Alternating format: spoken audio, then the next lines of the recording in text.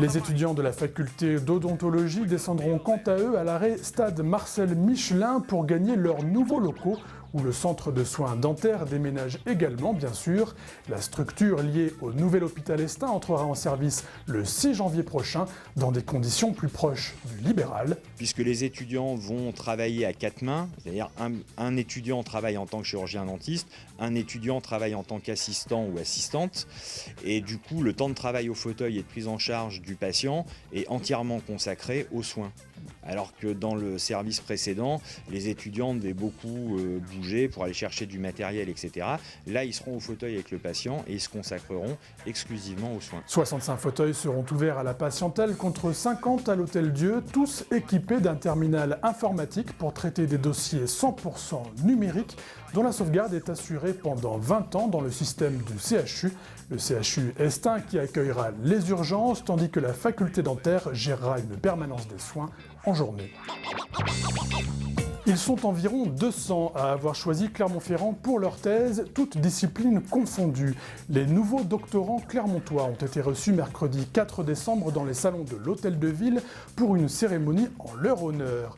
Une réception à laquelle étaient naturellement conviés directeurs des écoles doctorales clermontoises, directeurs de thèse, dirigeants d'entreprises et responsables de laboratoires, et où il a été rappelé l'importance de la recherche pour l'attractivité du territoire, soulignant par ailleurs l'implication du laboratoire de physique corpusculaire dans la découverte du boson de Higgs, prix Nobel 2013 de physique. Cette manifestation était également l'occasion de saluer l'émergence de l'association Doctauvergne, visant à mettre en réseau les futurs docteurs. Les nouveaux docteurs se verront quant à eux remettre leur écharpe doctorale dans ces mêmes salons de l'Hôtel de Ville, vendredi 13 décembre. C'est un hommage que la ville de Clermont a voulu rendre à l'illustre ténor Bernard Planté. Professeur au conservatoire et fondateur du centre lyrique d'Auvergne, aujourd'hui trentenaire, l'artiste, qui s'est éteint il y a 16 ans maintenant, laisse son nom dans la salle des pas perdus du conservatoire à rayonnement régional Emmanuel Chabrier, où une plaque commémorative a été dévoilée le 5 décembre dernier. Il laisse aussi son nom à un prix de concours international d'oratorio et de lied qu'il avait créé en 1985.